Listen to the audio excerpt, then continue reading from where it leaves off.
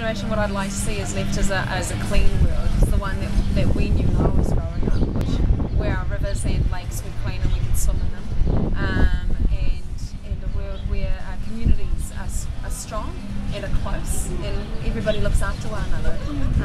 And so that's definitely something that I would love for my children to have, and my grandchildren and great-grandchildren to have as we go forward, and just know the good things that when you think of home, that's what you think of, is something that is clean, it's beautiful, and not at all dangerous. And after going overseas and seeing some of the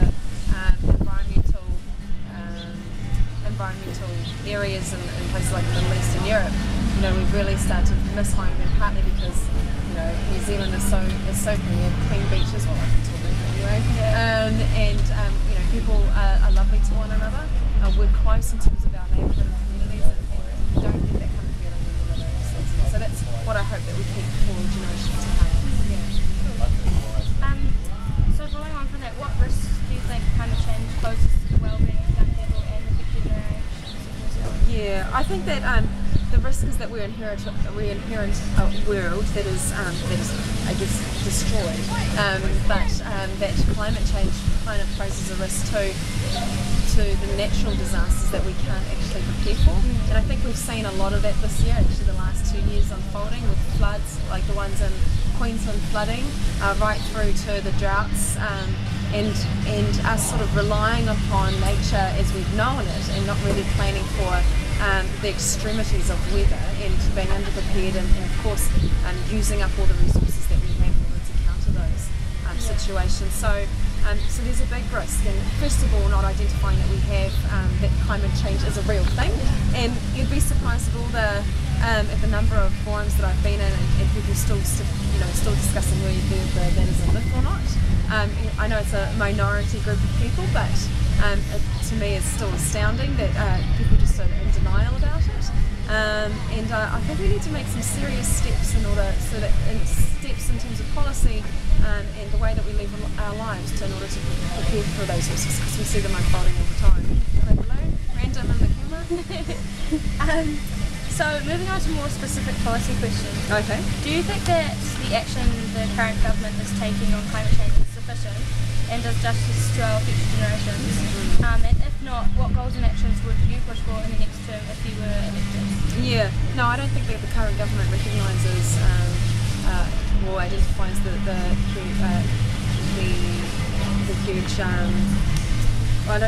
I think that they've sort of been really too soft on the ETS scheme, and so by doing away with Labour's goals on ETS and sort of delaying the process, they to me don't seem to take it seriously.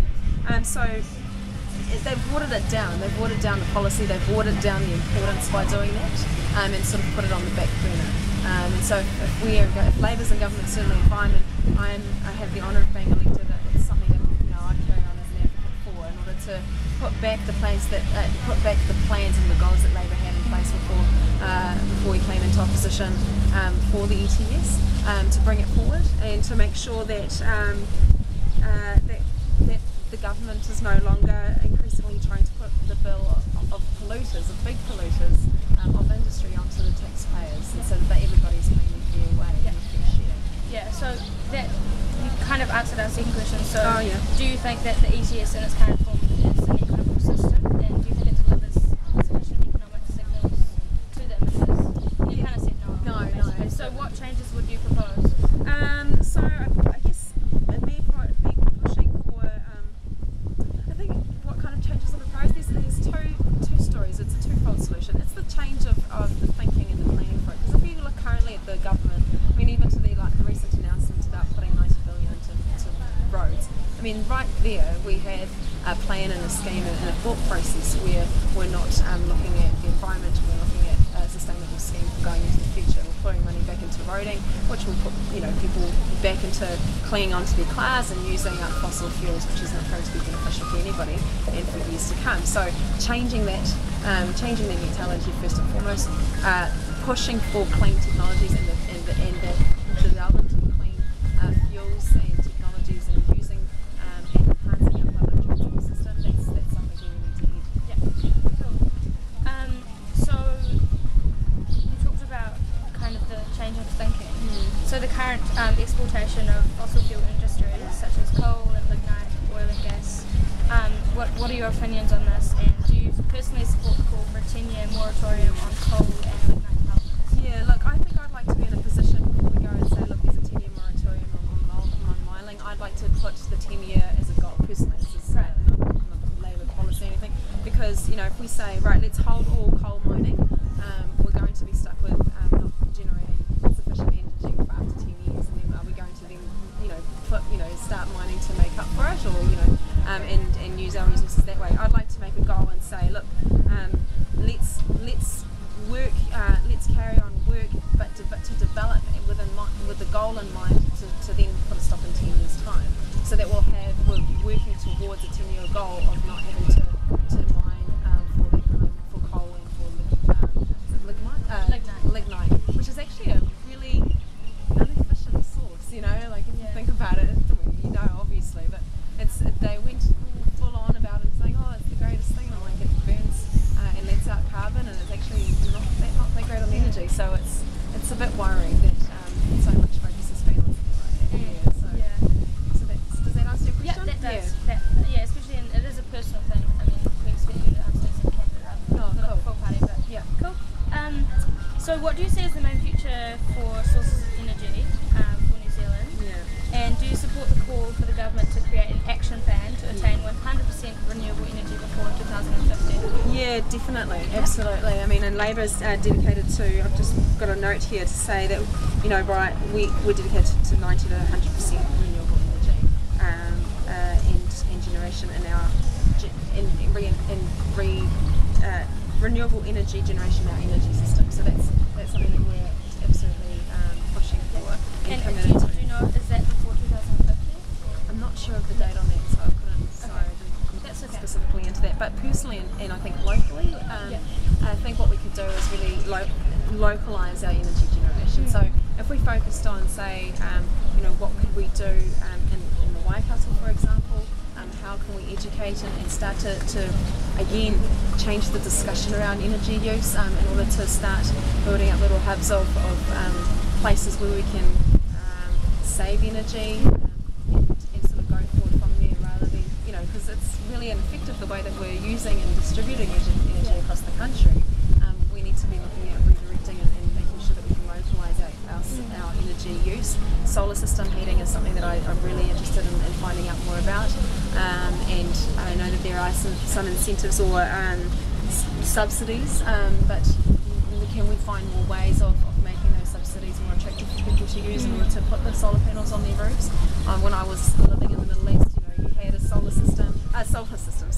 heating panels, which created and heated your water, and then you switch from that in the winter to the summer, and so there's options there that I think, and models obviously used overseas that we can learn from, and to localise and to try to tackle things locally and then try to spread it out through the country.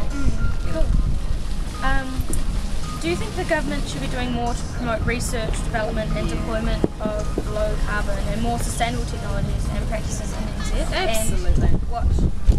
Yeah. So what? No, absolutely. And I was really pleased when we announced fairly early on in our policy announcements about the R&D tax credits, because especially in the Waikato, and this is something that I'm absolutely passionate about, is that we live here in Hamilton East too, is we've got Innovation Park, and we've got the University of Waikato, we've got NIWA, we've got all these amazing research organisations that are working on breakthrough technology all the time, and so we need to be investing in them to make sure that we can support them and support them in developing new clean technologies to help us through energy saving and through in developing clean technologies, so that we don't need to rely on fossil fuels any longer, but also to strengthen the country and make sure that we are always, trying to strive in New Zealand to be 100% clean and green, because that's what we're known for, and of course you would know that in a lot of areas we're not, but we should be developing that area of our economy to be at the forefront of that. And also at the if you look at the agricultural sector, part of Waikato is we should be focusing on the fact that we can, focusing on being at the forefront again of reducing carbon emissions, because we've got the technology here, we've got the resources here, we've got the passion for it here. That should be the focus. So do you perceive New Zealand's dependence on oil as a risk to our economy in the age of high and increasing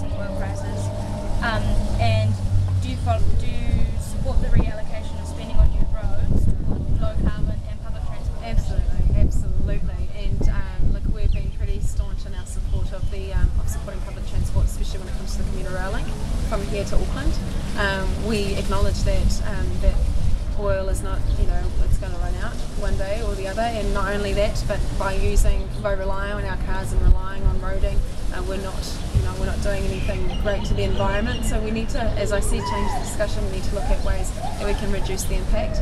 This generation, certainly, I believe, and talking to a lot of people who are sort of, they say to me, oh, it's so great to see young people get involved in politics, because I'm of the firm belief that our generation is that we are going through the times and we're seeing the decisions that have been made in the past, and so by us, we're sort of saying, well, we need to take action. We need to take action in order to reduce the impact of what's happened in the past and also what's currently happening that we don't have a power over. Yeah.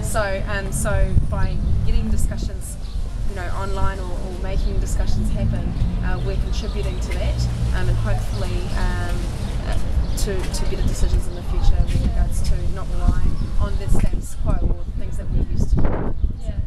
Cool. Does that answer the question? That Sorry, does. I sort of rambled a bit there. No, that's good ramble. It's the premise of our group, really. Oh, great. So, yeah. Excellent. Cool. So bringing it down to a more local level. Yeah. What actions, if any, would you take in your electorate to enable your community to increase their understanding of climate change, and also to reduce their emissions and dependence on oil? Yeah. Oh, well, first of all, so in terms of reduce the dependence on oil, obviously as a supporter of the commuter rail link, I'll do everything I can in order to advocate for that to happen in Hamilton, and to represent that, because there has been a really bad representation in Hamilton for that. We had, our representative currently is the chairperson of the Transport Select Committee, and he blocked a petition to actually have the discussion at the table of commuter rail link and the investment opportunities there, and then what the effects are of the positive effects that will happen. So I'd absolutely, would believe in being a strong advocate for a discussion at the very least to be had with regards to supporting our public transport system. And as part of that advocacy, it's about practice and education and making sure that people can participate and find out as much as possible about how to do basic things like recycle, how to minimise waste, and be sustainable in everyday practice. And that's something I hope to do that if I'm elected throughout my office practice and everything that I do, and to the best of my ability. I'm not perfect. I need to learn as much as possible. I need to learn more, and that's why I want to open that information so that we can have the information as readily available as I can give it out as well. So yeah. Cool. Well, I think that's it. So thanks for Great. taking your time. No problem. Thank you for having me. Thank you. Cool. Yeah, thank you for that. That's all right.